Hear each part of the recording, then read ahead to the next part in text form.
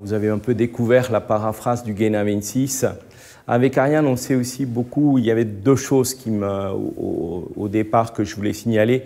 C'est que l'histoire de l'Iliade et de l'Odyssée, c'est deux poèmes qui pourraient servir d'étalon pour vérifier sur plus de 2 millénaires et demi comment effectivement les révolutions médiatiques ont obligé l'Iliade et l'Odyssée à être réinventées à chaque fois qu'il y avait un nouveau support. C'est-à-dire que l'étude de l'Iliade et de l'Odyssée est extrêmement intéressante au fil des siècles dans sa tradition pour vérifier comment on est passé de l'oralité à l'écriture. Mais qu'est-ce que ça veut dire le passage de l'oralité à l'écriture? L'écriture a elle-même évolué. On a d'abord eu des majuscules, puis des minuscules. Sans l'imprimerie, avec l'imprimerie, on a pu ensuite enregistrer des enregistrements sonores de l'Iliade et de l'Odyssée.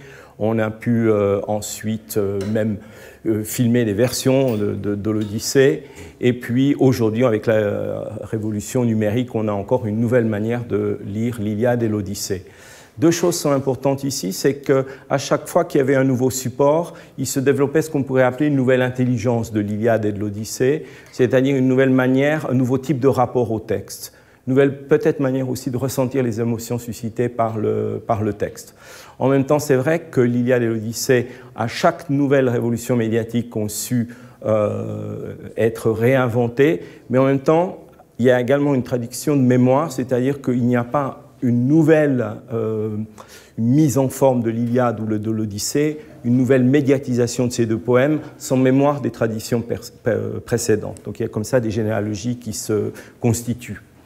L'informatique aujourd'hui, elle est inévitable. Le Guéna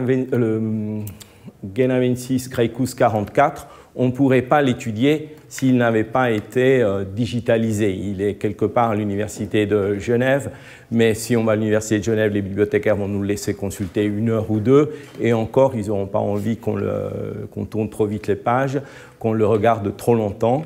Donc, on est obligé de limiter sa lecture d'un manuscrit antique. Le fait de l'avoir numérisé et de l'avoir publié online nous permet de passer des heures dessus, non seulement depuis une université, mais depuis n'importe quel endroit. Donc on a une première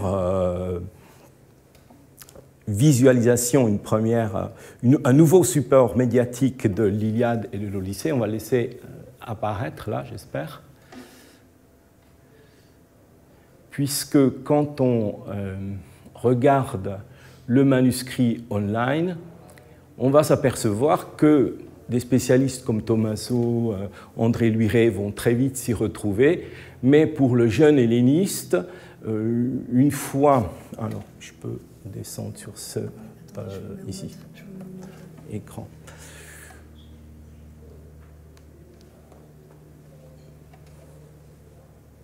Et puis là, je fais plus comme ça.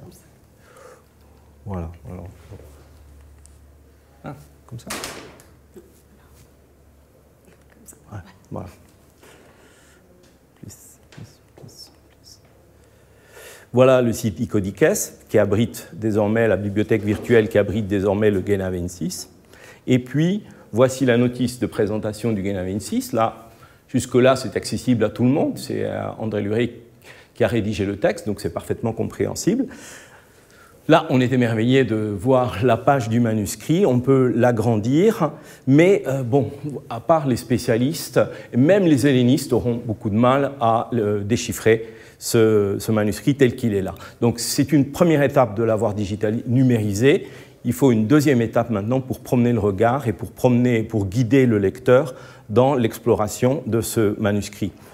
Alors, j'ai choisi ici une image d'art cinétique de Ellsworth Kelly, j'en ai peut-être mis 2 autres ici, pour me donner l'impression, quand on lit, et vous allez voir, cette impression va être confirmée tout à l'heure, quand on se promène dans les lignes de ce manuscrit, on a un petit peu, l'œil est aussi perdu, il est agacé, il y a une espèce d'agacement de l'œil que je vais tout de suite confirmer.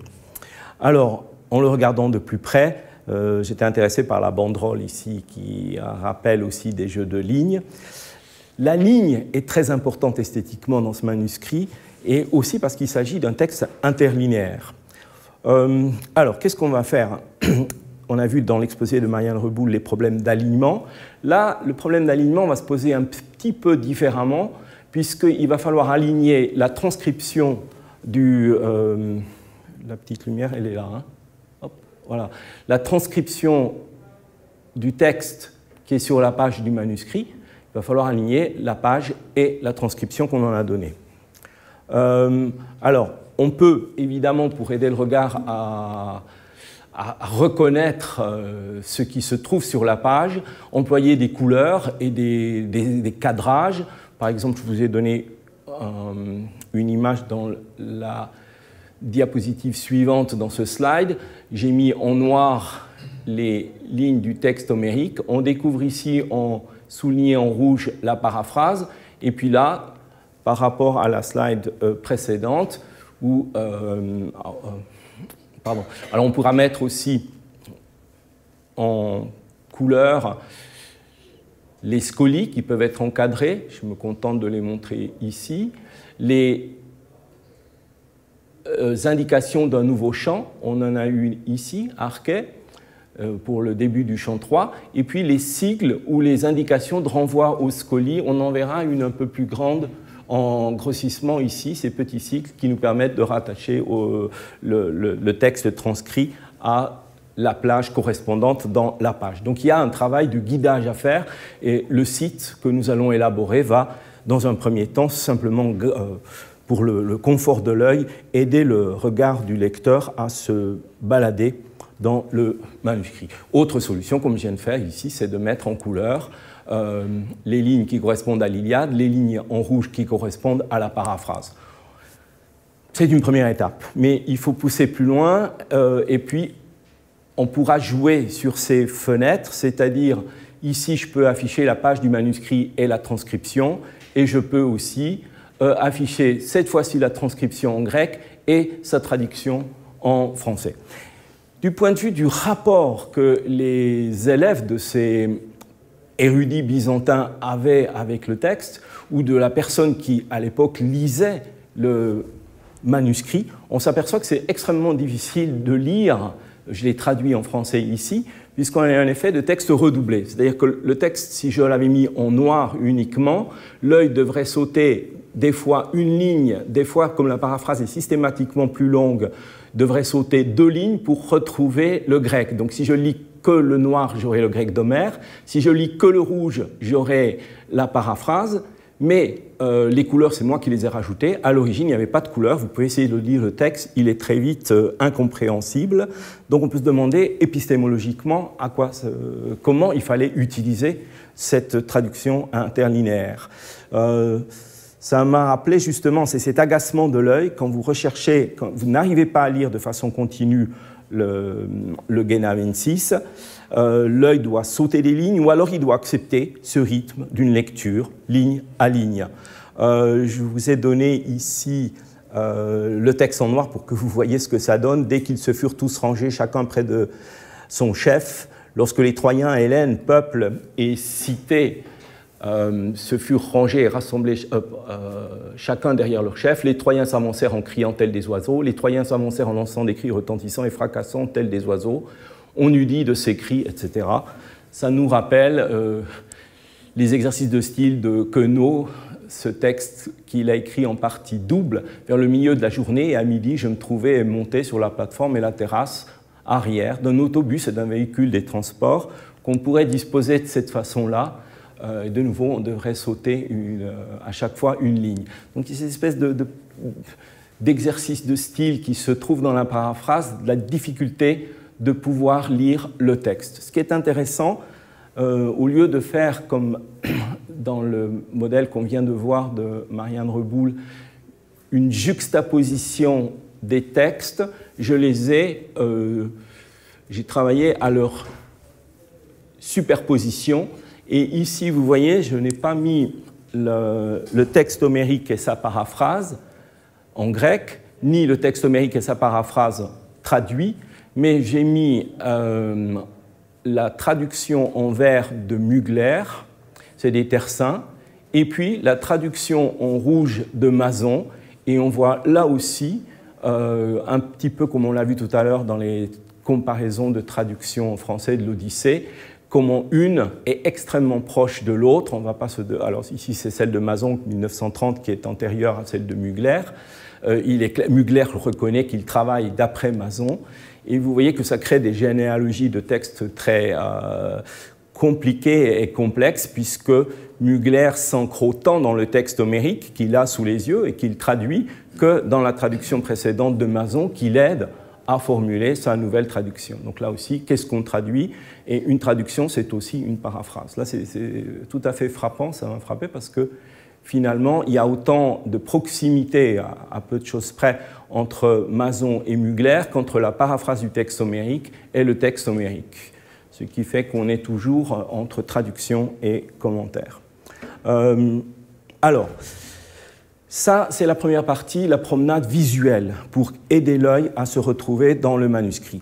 Mais les outils numériques nous permettent aussi de faire quantité de calculs, puisque maintenant, on a transcrit les textes et Pompidou calculé. On s'est, avec Harris, livré à une série de premiers calculs.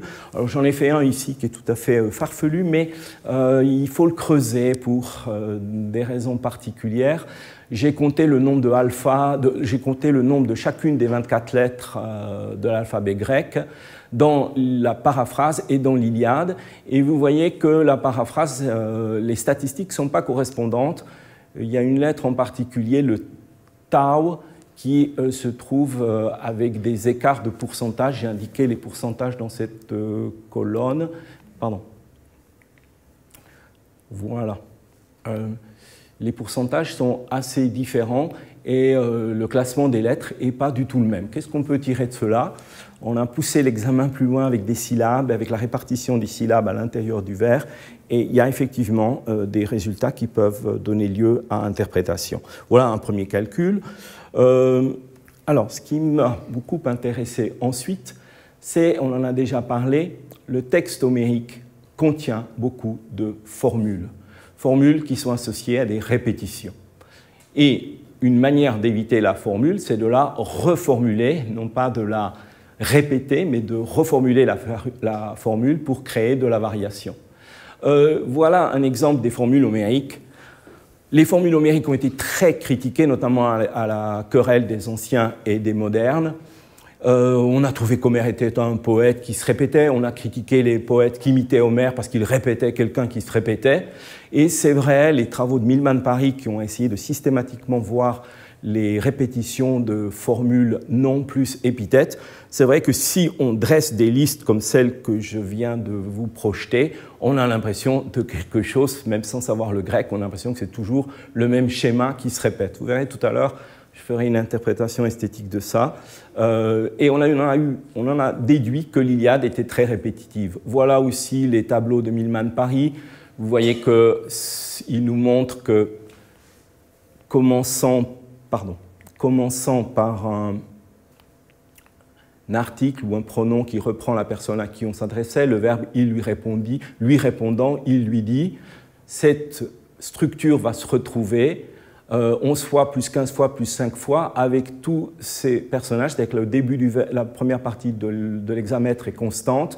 Ensuite, selon la personne qui parle, on a des variations, mais pour chacun des énonciateurs, Achille, Zeus, Agamemnon, c'est le même adjectif qui, dans cette position-là de l'hexamètre, reviendra, d'où des répétitions, 11 fois cette formule, 15 fois celle-ci.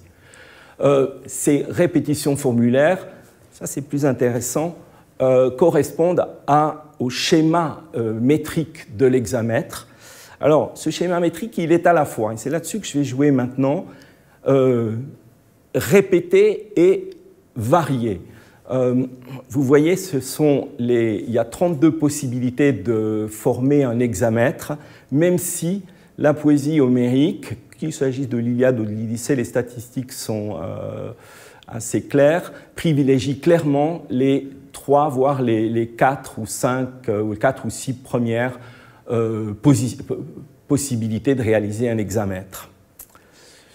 Cela dit, si Milman Parry et d'autres manières de superposer les lignes qui se répètent donnent l'impression d'une Iliade mécaniquement très répétitive, on s'aperçoit que la variation existe. Je me suis plu ici à montrer que le nom d'Achille ou les manières de nommer Achille étaient multiples et permettaient de nommer Achille à tous les endroits du vers. Donc c'est faux de dire que Achille, quand il est sujet dans un vers, est systématiquement répété à tel endroit de l'hexamètre et non pas à tel autre. Le poète a une très grande souplesse d'expression. Ici, j'ai pris tous les cas où Achille est effectivement employé en fin d'hexamètre. Ce sont 160 exemples. Mais vous voyez, même à l'œil et sans lire le grec, qu'on a dans ces 160 exemples, je ne les ai pas tous listés, mais la plupart, celui-là vient 21 fois, celui-là 5 fois, on a là aussi beaucoup de variations, dios akylois, ocus akylois, megaphumos akylois, podas ocus akylois, etc. Alors, là-dessus, ça m'avait intéressé, c'est un vieux travail que j'avais fait. On dit, mais il y a des formulaires, des groupes de 2 mots se répètent extrêmement souvent. Et j'ai fait une statistique des groupes de mots qui se répétaient le plus souvent dans l'Iliade pour montrer que ce n'est pas simplement des noms propres plus épithètes, mais que ça peut être des groupes de 2 mots, de 3 mots et de 4 mots, avec des statistiques qui deviennent sensiblement différentes des auteurs en prose quand on est avec des groupes de 3, 4 ou 5, mais quand il s'agit de groupes de 2 mots, on a sensiblement des chiffres comparables d'un auteur à l'autre. Je vais un petit peu vite, mais on aura ici, par exemple, j'ai pris cette fois-ci une possibilité de calcul offerte par les outils numériques, les comparaisons des N-2 pour l'Iliade. Là, j'ai pris une version, comme dirait, on disait tout à l'heure, une version pivot standard, celle qui est sur le TLG, et puis la paraphrase telle qu'elle a été transcrite par Ariane pour le chant 3. Et vous voyez que, première surprise, finalement, les groupes de 2 mots, plus souvent, la paraphrase reproduit des groupes de 2 mots, ne serait-ce que parce qu'elle emploie des articles. Et donc là, j'ai un N-2 qui revient 84 fois, 71 fois, 47 fois, 45 fois, etc. Des valeurs beaucoup plus élevées que pour l'Iliade. Il s'agit simplement des valeurs pour le chant 3. J'ai été intéressé à partir de là à... des navires le suivaient, vous voyez que ce n'est pas un adjectif plus un épithète, qui vient 14 fois, et puis des navires noirs, pardon, j'étais intéressé par les navires noirs et par le puissant Agamemnon. Là, les groupes de 2 mots qui reviennent très fréquemment, il faudrait que je descende un petit peu pour vérifier ce qui se passe, mais vous voyez que les groupes de 2 mots qui viennent très fréquemment, ce sont des syntagmes avec article et préposition, ou avec article et une autre particule qui précède. Alors, regardons ce que ça donne ici, parce que là, on a un premier résultat de comparaison systématique entre l'Iliade et la paraphrase. J'ai pris le puissant Agamemnon qui apparaît, on l'a vu tout à l'heure, 12 fois dans l'Iliade, quelquefois augmenté, mais ça n'a pas une très grande incidence, 5 fois augmenté par, ici avec valeur euru, avec valeur adverbiale, le largement puissant Agamemnon. Il sera répété du chant 1 au chant 3 12 fois dans l'Iliade. Et regardez ce qui se passe avec la paraphrase. On parlait tout à l'heure de est-ce que la paraphrase va être fidèle au texte homérique. Je pense que le paraphraste est très conscient qu'à chaque fois, il va paraphraser la même formule homérique, mais il travaille à varier ces traductions d'une même formule homérique. Ici, le grandement puissant, c'est un participe Agamemnon, mais là, le roi Agamemnon, là, même formule que tout à l'heure, là aussi, mais ici, Agamemnon, le grandement, qui règne grandement, celui qui règne grandement, Agamemnon, le régnant largement, Agamemnon, et puis on a ici une amplification, Agamemnon régnant et commandant grandement, toujours pour traduire la même formule homérique. C'est-à-dire que finalement, il est vrai que dans l'Iliade, j'ai des formules qui se répètent mais le poète est aussi capable de varier ses formules. C'est donc un agencement de la variation et de la répétition. Et entre la paraphrase et le texte homérique, on voit que la paraphrase va avoir aussi tendance, de par sa syntaxe, à répéter très fréquemment des groupes de 2 mots, parce que la langue en prose, qui emploie beaucoup plus l'article, va le faire.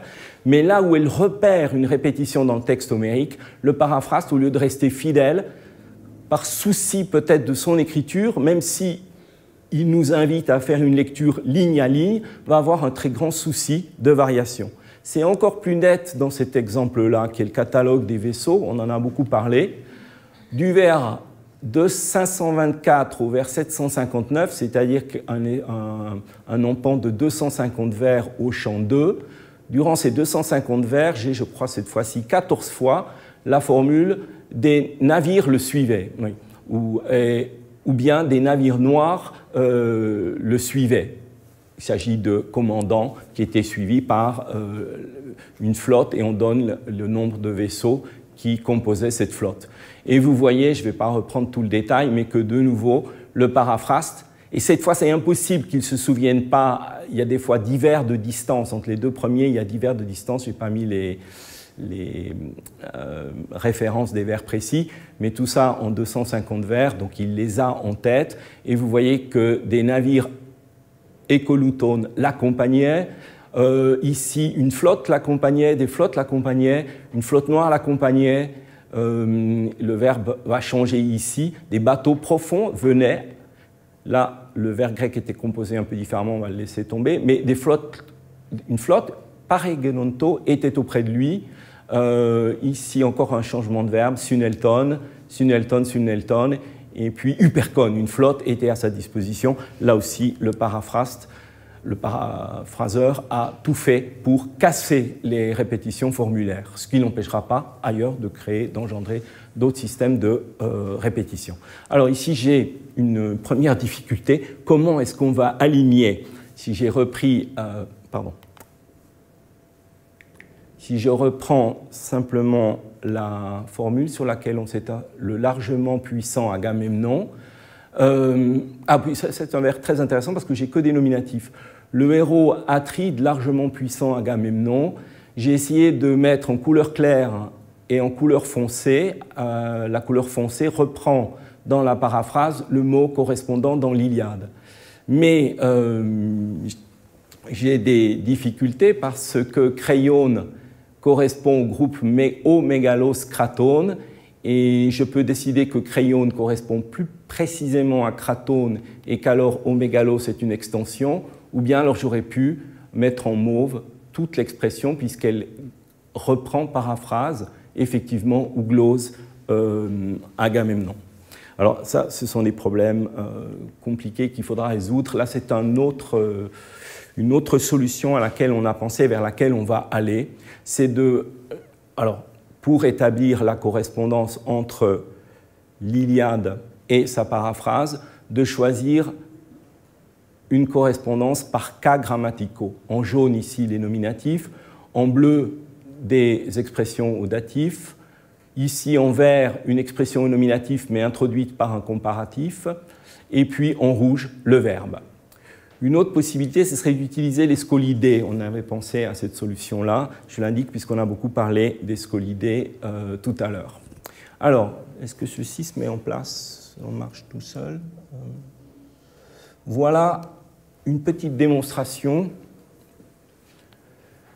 du logiciel tel que nous l'avons jusqu'ici travaillé avec un collègue, Bastien King, en Belgique. Ici, vous pouvez choisir texte homérique ou paraphrase. Là, pour entrer donc dans la correspondance paraphrase texte homérique, je tape le mot que j'ai décidé de chercher dans le texte homérique, par exemple Alexandros. Il me donne 3 résultats. J'ai cherché cette fois-ci la forme. Je peux décider de chercher non pas la forme, Alexandros, mais de chercher le lemme, Alexandros, et cette fois-ci, je vais donc trouver aussi bien des alexandrones. Alors attention, puisque je cherche le lemme, il faut que j'indique qu'il s'agit d'un nom propre, que je mette la majuscule. faut pas non plus oublier le signe diacritique qui est l'esprit doux. Et puis vous voyez que j'ai Alexandron, Alexandros, cette fois-ci j'ai le lemme. Ce qui est intéressant, c'est que je peux ouvrir en cliquant sur la petite flèche, je peux ouvrir le détail, j'ai la référence, vers 16, c'est un échantillon qui porte sur les 30 premiers vers du champ 3, et vous voyez qu'en balayant la phrase, si je balaye la paraphrase, j'ai une étiquette qui me donne la valeur du mot, et en jaune, son correspondant dans le texte, soit la paraphrase si je regarde l'Iliade, soit l'Iliade si je regarde la paraphrase. Je peux, au lieu de chercher, alors ça c'est l'avantage des étiquettes, les étiquettes vont comprendre plusieurs valeurs, ce qui me permettra par exemple de chercher non pas un nom simplement, mais de chercher tous les noms propres, les anthroponymes que j'ai au champ 3 dans l'extrait qu'on a choisi qui sert à la démonstration ici, et vous voyez que j'ai Alexandre, Ménélas et Arès. Ou bien je peux chercher cette fois-ci tous les adjectifs qui sont au champ 3. Qu'est-ce qui se passe? C'est bon. Et vous voyez, bon, j'ai Troone parce qu'il est employé ici en valeur adjectivale, toujours la référence, et je peux toujours balayer le texte. Pour chaque étiquette, on m'indique ici que c'est un verbe, ici que c'est un nom propre, un adjectif et un nom propre, etc. Là, la correspondance, elle utilise l'étiquette, mais elle n'est pas esclave de l'étiquette, puisque un adjectif peut correspondre à un participe. Je crois que j'arrive au bout de cette petite démonstration. Là, on a...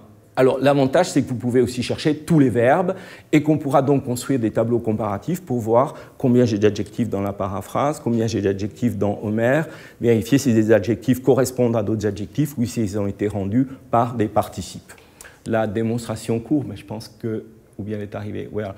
On peut chercher aussi des groupes de mots ou jouer sur les valeurs que je recherche. Mais je pense que je vais passer à la phrase suivante. Alors, je vous dis, épistémologiquement, l'objet m'intéressait beaucoup. Alors, ça permet de réfléchir sur Homère, et ça permet, par opposition à la paraphrase, de vérifier que Homère, c'est un art de la répétition et de la variation. La poésie homérique, elle se construit à l'époque 8e, 7e siècle, on est à période géométrique, et regardez ce qui se passe, je vais terminer par quelques images sur les vases. Vous avez des artistes qui sont des champions des formats répétés, mais également des formats répétés avec des variations, et je voulais conclure, alors celui-là est un chef-d'œuvre, et celle-là me fait revenir à ces œuvres cinétiques qui rappelaient mon rapport à la paraphrase au début, la difficulté. Au départ, les Grecs hésitaient sur le sens de la lecture, de gauche à droite ou de droite à gauche. Et là, on a un vase qui est horriblement agaçant pour l'œil, parce que cette espèce de S vous fait regarder dans ce sens, puis quand on commence à regarder dans ce sens, on va dans ce sens, le vase étant rond, on va faire le tour du vase. Et donc, on le voit avec ces vases géométriques, ils ont une culture de la répétition et de la variation dans la répétition qui est énorme, et ce qui est vrai pour les vases l'est tout autant pour le texte homérique. Évidemment que si je projette que les répétitions, j'aurai l'impression de Milman Paris, mais on voit que dans le jeu interne à l'Iliade, variation-répétition, ça joue beaucoup, et que dans le rapport paraphrase texte homérique, là aussi ça intervient beaucoup. L'outil tel qu'on l'a fait là, il a l'ambition de se greffer, par exemple, au travail de comparaison de l'Iliade, puisque avec les étiquettes qui pourraient étiqueter des mots français, je peux comparer Mugler et Mason, et je peux comparer, on l'espère, la comparaison dans ces cas-là se fait de ligne à ligne. On n'a pas de problème pour le découpage. Voilà, merci.